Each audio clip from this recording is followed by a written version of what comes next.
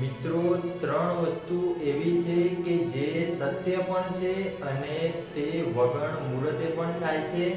કેટલાક લોકો અમૃત બાપાના સાનિધ્યના અંદર પ્રવચન સાંભળવા તો જતા જ હશે, પણ મિત્રો, અમૃત બાપાના પ્રવચન સાંભળીને આજે લાખો ભાવિ ભક્તોના જીવન પરિવર્તન થઈ ગયા. સાથે સાથે એમના ઘરના અંદર સુખ શાંતિ બધું આવી ગયું. તો મિત્રો, આપણે પણ જાણીએ કે આ મુખ્ય ત્રણ વચન કયા છે કે જે ખરેખર સત્ય પણ છે અને એનું કોઈ મુહૂર્ત નથી હોતું. કાળા કળયુગના અંદર કાળા માથાનો માનવી સવારે બોલે પણ સાંજે ફરી જાય. અમૃતની મસાણી મેરડી બોલે એટલે પથ્થરે ઇસકાય, પણ આ વાતને આપણે સામાન્ય સમજીએ છીએ.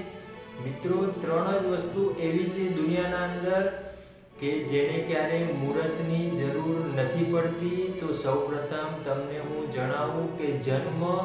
જ્યારે કોઈ પણ વ્યક્તિનો જન્મ થાય છે ત્યારે એને પોતાને ખબર નથી હોતી કે હું શુભ મુહૂર્તમાં જન્મીશ કે કાળ મુહૂર્તમાં જન્મીશ, પણ જન્મ તો ભગવાનના હાથમાં છે. એનું મિત્રો કોઈ સમય કે કોઈ સ્થાન ના હોય. બીજા નંબરના અંદર આપણે જાણીએ કે મૃત્યુ પણ નિશ્ચિત છે. ભગવાન શંકરનું નિવાસ સ્થાન સ્મશાન છે, છતાં પણ આપણે ક્યારે પોતે એવો વિચાર નથી કરતા કે આપણે સ્મશાનમાં જવાનું છે. આપણે અમર નથી, છતાં પણ આપણે ખોટા અહમમાં ફરીએ છીએ. મિત્રો, મૃત્યુ તો દરેકનું નિશ્ચિત જ છે. આજ નહીં તો કાલ, 5 વર્ષે, 10 વર્ષે, 50 વર્ષે જો કોઈ કુકર્મ કર્યા હશે તો અકાળ મૃત્યુ પણ અવશ્ય છે. પણ મૃત્યુ થશે એ વાત તો બધાને ખબર જ છે. ત્રીજા નંબરના અંદર જાણીએ કે પ્રેમ. મિત્રો, પ્રેમ સત્ય છે. પ્રેમ કરવો એટલે કઈ રીતે કે ભગવાન માતાજીને પ્રેમ કરવો, મા બાપને પ્રેમ કરવો, આપણા ભાઈ બહેનને પ્રેમ કરવો, આપણા અડોશ પડોશમાં પ્રેમ ભાવ રાખવો, આપણા સમાજને પ્રેમ કરવો, આપણા રાષ્ટ્રને પ્રેમ કરવો, સાથે સાથે આપણા સનાતન સંસ્કૃતિને પ્રેમ કરવો. પણ આજના જમાનાના અંદર પ્રેમ એટલે ખાલી અને ખાલી 14 તારીખની વાટ જોઈને બેઠા હોય છે. પણ મારે એ તમામ યુવકોને કહેવું છે કે તમે ખાલી અને ખાલી પ્રેમ શબ્દથી જો અધૂરા હોય તો આ વિડીયોના અંદર પૂરો ભાર દઈને સમજજો કે તમારા ઉંમરના કેટલાય છોકરાઓ જે 20 થી 25 વર્ષના છે એ આજે અમૃત બાપાના સાનિધ્યના અંદર માતાજીનું પ્રવચન સાંભળે છે. આગળ જાણજો, જાણીને આશ્ચર્ય થશે. સાથે સાથે એ જ યુવકો જે યુવકોની આજે જવાની છે, આ જવાની ઉંમરના અંદર ખાવા પીવા ફરવાના બધા જ શોખ હોય, પણ એ લોકોએ એ તમામ શોખનો ત્યાગ કરી દીધો અને અમૃત બાપાના વચને ચાલી રહ્યા છે. મિત્રો, એ જ યુવકો આજે 20 થી 25 વર્ષના ઉંમરના યુવકો આજે સવાર સાંજ માતાજીની ભક્તિમાં ગોળાઈ ગયા.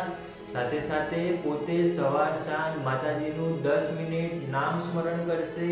જી, આ વાત બિલકુલ સાચી છે કે અમૃત બાપાના સાનિધ્યના અંદર એવા કેટલાય નાના યુવકો છે જે યુવકો પોતે અમૃત બાપાનું પ્રવચન સાંભળીને ઘરના અંદર માતાજીની પૂજા કઈ રીતે કરવી તેની સંપૂર્ણ માહિતી ગ્રહણ કરી દીધી. આપણને 2 મિનિટ માટે વિચાર આવે કે જો સાચો પ્રેમ કરવો હોય તો ભગવાન માતાજીને મા બાપને કરી શકીએ છીએ.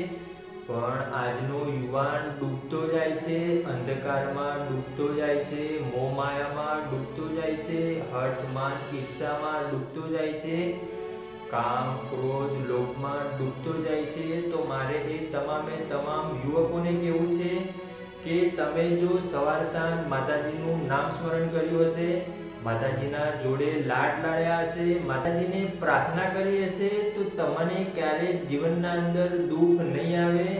પણ આજનો યુવાન એ બધું જ ભૂલી ગયો છે. માણસને જ્યારે પૈસા આવી જાય ત્યારે એનો અહમનો પાર નથી હોતો. એને એવું જ હોય કે હું બોલું, હું કરું એ જ સાચું. પણ મિત્રો, ક્યારેક અમૃત બાપાના સાનિધ્યના અંદર એકવાર જજો અને એ સાનિધ્યમાં સાચા મનથી નાભિએથી પલેટી વાળીને બેસજો. હું વિશ્વાસ કરું છું કે જેવી રીતે લાખો ભાવિ ભક્તોના દુઃખનું નિવારણ આવ્યું, એવી રીતે તમારું પણ દુઃખ ભાગીને ભૂખો થઈ જશે. પણ એવો વિશ્વાસ અંદરથી દ્રઢ થવો જોઈએ.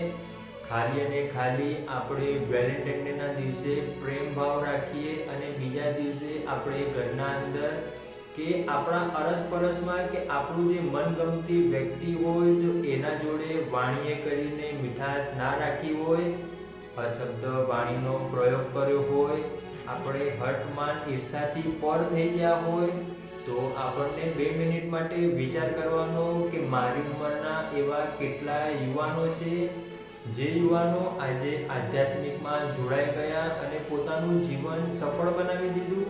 તો મિત્રો, આ ત્રીજો જે એ છે કે દુનિયાના અંદર 3 જ વસ્તુ એવી છે કે જેનું કોઈ મુહૂર્ત નથી પણ સત્ય છે, જે મેં તમને સૌપ્રથમ જણાવ્યું કે મૃત્યુ, જન્મ અને પ્રેમ. પ્રેમ તો ગમે ત્યારે થઈ જાય, પણ પ્રેમ કોને કરવો એ આપણને ખ્યાલ હોવો જોઈએ. મિત્રો, આપણે ભગવાનને જો ખરેખર સાચા મનથી પ્રેમ કરતા હોઈએ તો અમૃત બાપાના સાનિધ્યના અંદર જે માળી પ્રવચન કરે છે, એ પ્રવચન જો 1 કલાકનું સાંભળ્યું હોય, એમાંથી એક લીટી, એક શબ્દ જો ભક્તિનું ભાતું આપણા હૃદયના વિશે ઉતાર્યું હોય, તો મિત્રો આપણા હૃદયના વિશે પ્રભુનું સ્થાન અવશ્ય રહે. પણ એનો વિચાર આપણે નથી કરતા. આપણે ખાલી અને ખાલી માયાને પ્રેમ કરીએ છીએ. માયા તો અઢળક છે. કોઈને ધનની માયા છે, તો કોઈને ખાવાની માયા છે, તો કોઈને સારા કપડાં પહેરવાની માયા છે.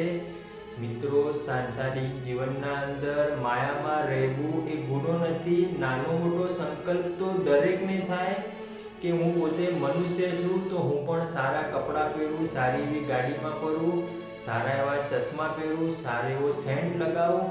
પણ મિત્રો, એક વાત અવશ્ય જાણજો કે આ માયા તો ટૂંક જ સમયની છે. જો ભગવાન માતાજીને પ્રેમ કરશો તો ભગવાન ક્યારે પણ તમારું અહિત નહીં કરે. પણ જો માયાને પ્રેમ કરશો તો આજ કે કાલ કે 2 વર્ષે કે 5 વર્ષે એ માયા જ્યારે છૂટી જશે, ત્યારે તમને મિત્રો ઘણું દુઃખ થશે.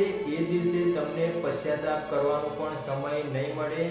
એટલા માટે આજથી સંકલ્પ કરો કે જો ખરેખર મારે પ્રેમ કરવો છે તો ભગવાનને કરું, માતાજીને કરું, મારા મા બાપને કરું, મારા સમાજને કરું, મારા અરસપરસના જે લોકો છે એમના જોડે પ્રેમ ભાવથી રહું.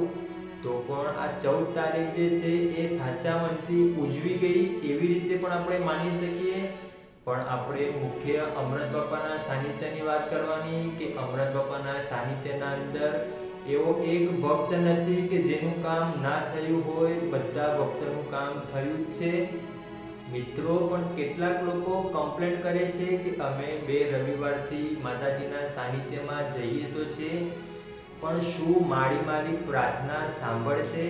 તો મારે એમને એમ કહેવું છે કે જો તમને ખરેખર એવું થતું હોય કે હું દુઃખી છું, તો એકવાર તમે તમારાથી જે ખરેખર દુઃખી છે એવા લોકોનો ભેટો કરજો. તો તમને ખ્યાલ આવી જશે કે માતાજી ભગવાને તો મારા જીવનના અંદર એટલું દુઃખ નથી આપ્યું. આ તમે પોતે માનો છો એટલે દુઃખી છો.